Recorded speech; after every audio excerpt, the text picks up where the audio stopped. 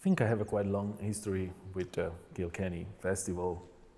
Probably one of the first places, that I played when I moved here 15 years ago. I think it's that long. I remember it very clearly. I did lots of different gigs, but I remember very clearly doing a piano trio gig in the cathedral, actually. Probably played that first piece, actually, because I usually used to open that set. It's a festival I always loved, so I was very happy to be asked to come and play, even in obviously a slightly different setup than usual. But for me, after all year of trying to do streams and especially the do-it-yourself, which I think everyone is sick of at this stage, audiences too, and musicians, when you're at home and you're responsible for everything else and it's so stressful. For me, it's great to be able to come here and to just worry about playing music. It's nice to do it in a way that there is a crew that are taking care of things. It's going to look good, it's going to sound good. And even just the fact that there are people in the room is definitely a little bit more exciting. At least you're playing for someone. Definitely there is a feeling of that. Thinking more like, oh, where's this going? As opposed to, just be done. The first piece today is an old composition of mine called Lamento di Paolo e Francesca. It's actually a tune that I never played piano solo. It was in my first records, Dolce in Tormento, played with piano trio, and it's inspired by a chromatic lament, like a Baroque bass line. The title comes from this episode of Dante's Hell, where Dante meets these two doomed lovers, Paolo and Francesca. They were not meant to be together because she was married to his brother or something like that. But they ended up being together and they went to hell for it. But I don't know, it's a very sad melody, It's funny because that kind of chord progression is so universal, I think, It's in theory a Baroque thing, but there's still tunes nowadays that have that. We recorded, it was 440. It's one of those where you write a tune and then you listen back and you go, did I just rewrite someone else's tune? And you're like, no, but I couldn't find it exactly. Anyway, it's a tune that I love to play. I haven't played it in a long time, so I thought I would bring it up with the piano solo version of it.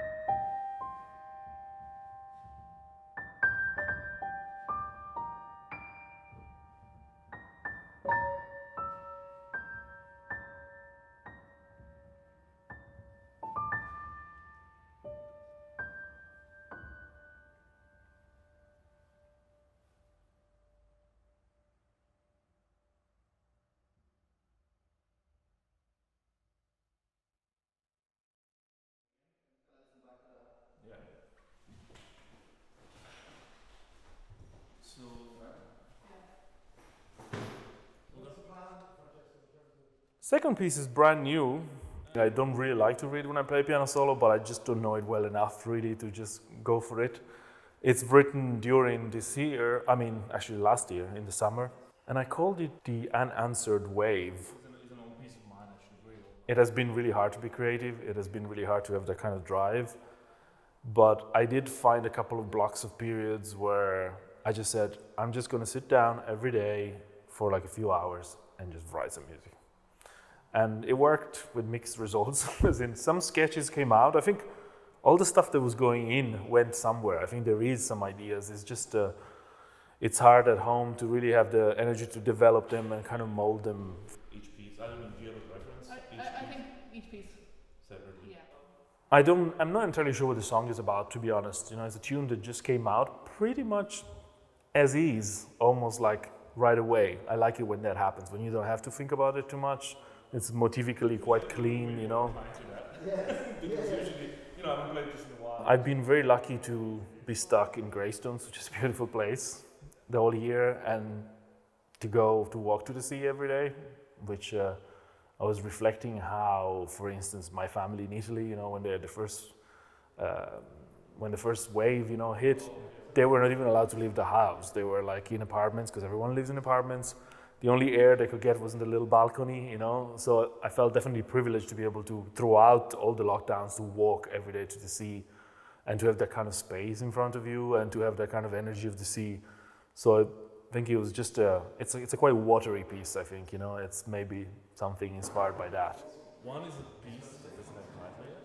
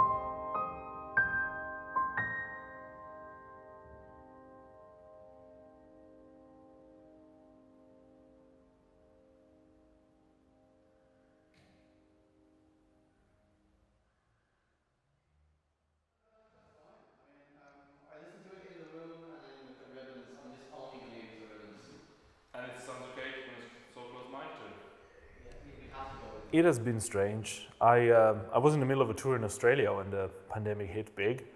So we had to rush back, cut the tour in the middle of it, and came home, just made it before everyone started closing borders. So that was stressful enough. It's hard to complain because I feel like I've been privileged compared to what you see around the world. It's very hard to complain of being stuck at home in a beautiful place. I managed to do quite a bit of work with my partner, Rhiannon Giddens, you know, because she does a lot of other things, and we did a lot of work online. We did a lot of teaching, we did streams, we did pre-records. So, you know, that kept us going. We also started a Patreon together at that time, which kind of gave us also just an impetus to create. Because I think what a lot of us felt was just very, very hard to create. I mean, that was, for me, that was the paradox of the pandemic, was I'm at home. I've never been at home for this long in my entire life. I mean, as an adult, at least. So in theory, it was like, you know, I can practice finally, I can write some new music, but it was so hard to get the mental energy and the kind of drive to do creative work. Third piece is a piece that I call The Art of Waiting. It's also new. Last year I did a piano solo tour in New Zealand, actually. It was the longest I've ever did, actually playing all the piano solo. And it kind of developed as an encore, that piece. It's a little, I think it's a little love song that needs lyrics. I was playing for someone and they were going like, oh yeah, that sounds a little bit like one of the Stevie Wonder love songs. You know, it's a real poppy tune, has a little bluesy thing. So it's not the kind of pieces that normally I would write, but it just came. And I think I'm waiting for some lyrics, for someone to put lyrics to it.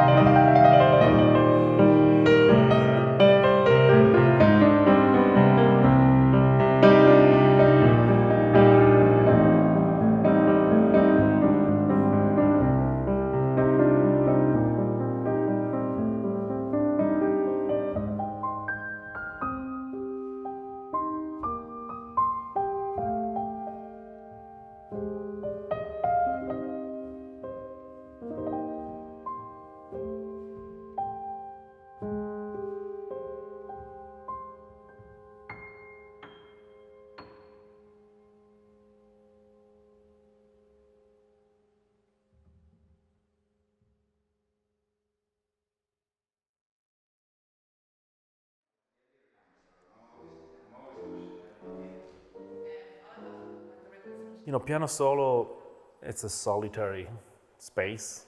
It's a very particular state of mind. I don't know exactly. It's very different for me than playing with people, you know. With all the different musical experiences that I've had in my life, or the different instruments, or the different genres of music that I've kind of been involved in, they just converge into my own piano music, you know. So in that sense, I feel like this is who I am.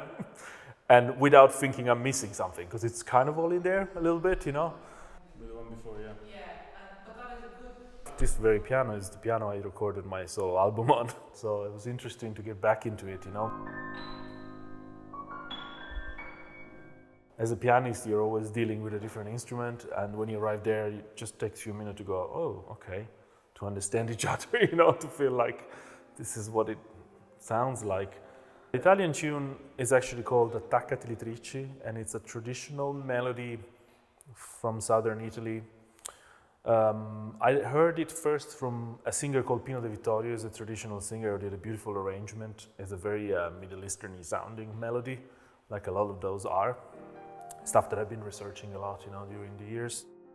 The text in a lot of those southern Italian songs is quite disconnected. It's not necessarily a story, but there is a thread that talks about basically this woman being forced to marry someone that she doesn't want. That's basically the essence of it, you know. So it's, you know, sad too, I guess, melancholic.